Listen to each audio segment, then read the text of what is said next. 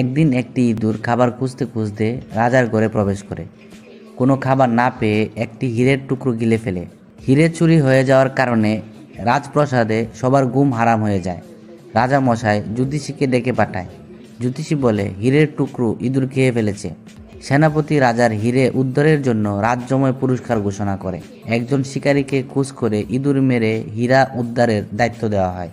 শিকারী যখন ইঁদুর মারতে ইঁদুরের বাসস্থানে পৌঁছায় তখন সে দেখে শত শত ইঁদুর একে অন্যের সঙ্গে দল বেঁধে শুয়ে আছে, আর একটা ইঁদুর সবার থেকে আলাদা একটা জায়গায় একটি ইটের উপর রঙিন কাপড়ের বিছানা করে চিৎপটাং হয়ে শুয়ে আছে। শিকারী তখন ওই ইঁদুরটাকে ধরে আর তার পেট ছিঁড়ে হীরে বের করে রাজার হাতে সেটা তুলে দিলেন। রাজামশাই অনেক খুশি হয়ে শিকারীকে তার প্রাপ্য পুরস্কার দিয়ে দিলেন এবং তাকে জিজ্ঞাসা করেন, হাজারো ইঁদুরের মধ্যে তুমি কিভাবে বুঝলে যে ওই ইঁদুরটাই হীরে চুরি করেছে?